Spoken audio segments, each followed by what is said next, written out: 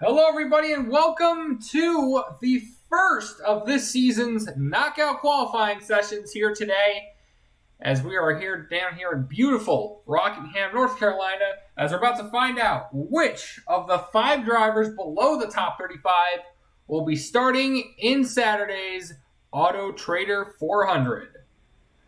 See here, we had an exciting week last week at Daytona, and now we're here in Rockingham for the second race of the season, as we have our first driver out on the track today, which is the 0 of Mika Dergo, who is here still awaiting to make his first start of the season. Failed to make it into the Beachside 400, just like many of these drivers. Many drivers here today will make it their first start of the season. Others will have to try again next week in Texas. Right now, the track is significantly shorter, so there's going to be a lot more faster laps here because of how short the track is here, but let's go on and see some of the other drivers right here. Dylan Young did make the Beachside 400, but wrecked out early and didn't finish the race. Finished really low in the race after a pretty violent hit with Connor Grindstaff. So, yep, and the top driver on the board, was the top driver on the board, was another driver that was in the Beachside 400, but didn't make it, but didn't stay inside the top 35 due to a wreck. That was Michael Volk in the number 49 car. As at the moment, right now, Mika Dergo still dominates right now. The driver on the cutoff is right behind the 49, Kendrick Lawson. After his unfortunate tragedy in the first Power Duel, almost looked like he was going to make it into the event, but after a disappointing first duel, after that horrible moment on the last lap, and then had a very poor last chance qualifier, just didn't make it in. Now he's falling back to 7th. Let's go ahead and see the driver currently on the top right now, and that is Gustavo Roland Jr. in the 5 car. Almost looked like he was going to make a run in the B-Side 400 until Spencer Purcell in the 25 car had an issue and spun him out and caused a big wreck and pretty much ended his race a little prematurely. Yep, there we are, and I think we got a couple other drivers here. Zach Cronin didn't really hold up to his race that he really hoped was going to have, but never got to make it in. Hoping today he's going to make his first start of the season. A lot of drivers here. Shazane Rana was another driver that made it in the Beachside 400, but didn't have a good enough finish to make it in to the top 35. I think at the moment it's important to know if you want to have a good run in the season, it's best to start now rather than later, because it's going to get harder and harder as the points keep building up here. So as we move on. Now, Noah Cars is actually one of the interesting drivers, because at the moment, Noah Cars and Noah Kim in the 54 car, they're technically above the top 35, with them being 34th and 35th. However, they are not in the top 35 when it comes to technicality. They are stat-wise inside the top 35, but they are not, mainly due to Peyton Beasley and Spencer Purcell. I got trouble with... it's Griffin Allen in the 33. Had an engine blow up. Didn't even make a start yet.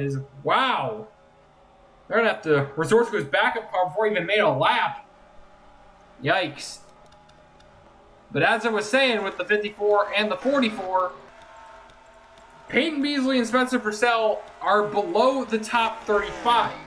But they're provisional drivers, which means they're confirmed a spot in every race, no matter where they are in points. With Spencer Purcell failing to make the Beachside 400 and Peyton Beasley wrecking out the Beachside 400.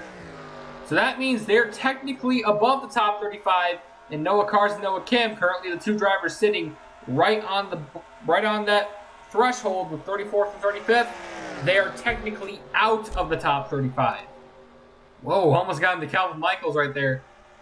Because right now the top driver right now with a 24.063 is the 50 of Michael Zartman Jr. We're going to find him. There he is right there. And running in second, definitely a driver that needs it, Ryan Labongo in the 95. Almost looked like he was going to make it into the Beachside 400, but was a 1 car length away from making it in, losing it to Cody Smart. That was a very unfortunate run from the 95 team, but hoping to turn things around sooner rather than later. Currently second in points, currently not second in points, second in the position right now with 24.088. As he's heading up to Adam Garcia. He's currently 16th right now in the standings. But take a look at some other drivers that definitely are drivers to keep an eye out on. Of course, Eric Griffin Lynn finished dead last in his first Beachside 400. Failed to make it in Season 1.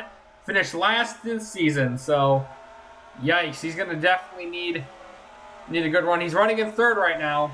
So he does have a good chance of possibly making it in if he can keep it up. Then behind him is Steven Merzlak, currently on right below the cutoff in 6th. And 36 just had a little bit of an issue right there. I don't know what happened, but he's sliding up the track, but I don't know what's going on. Then right behind him, you got Connor Grindstaff, who, yeah, he had a nasty hit at Daytona in the Beachside 400, but is okay and will still be running. If he can make it in, we'll run the Beachside 400 Auto Trader 400 today at Rockingham.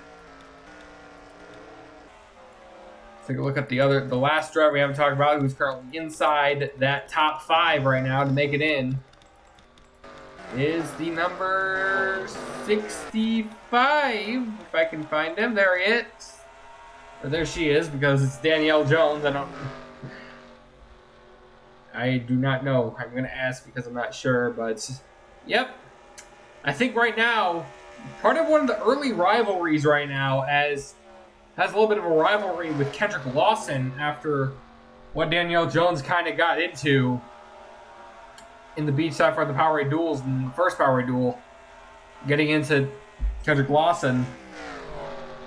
But right now, that Flames DuPont car, a little bit throwback to Jeff Gordon from the 2000s, is running really well in the 4th position.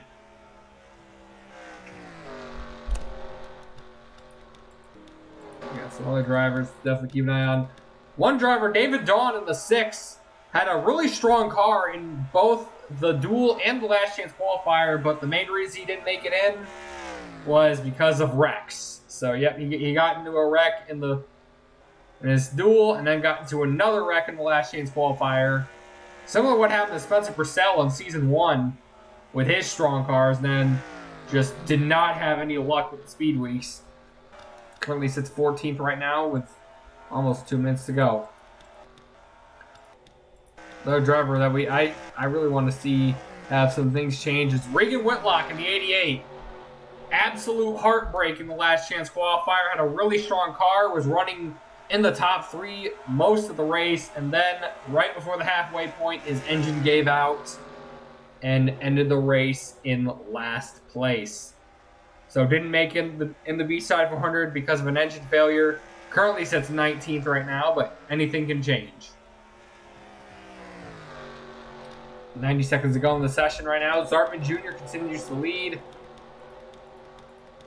Number 50 car with a 26.5 seconds for his last lap, but it was actually a 24.063 as his fastest lap. And still Zartman, Labongo, Lynn, Jones, and Kendrick Lawson currently sits in that top 5 as there is now 1 minute left in the session. The drivers are running relatively strong right now.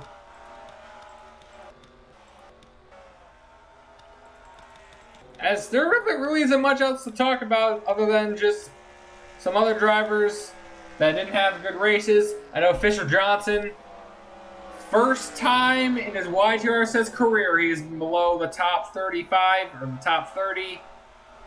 It's the first time he's going to be running in the knockout qualifying in a quiet season in Season 1.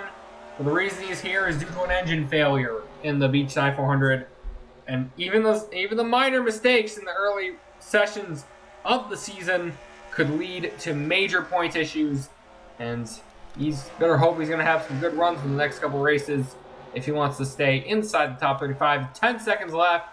It looks like everything's been finalized unless something happens in the end.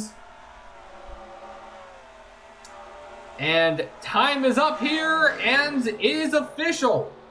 Michael Zartman Jr. has the fastest lap with a 24.063. And Ryan Lavago, Griffin Lynn, Danielle Jones, and Kendrick Lawson will be starting as the 5 drivers below the top 35 who will start in the Auto Trader 400.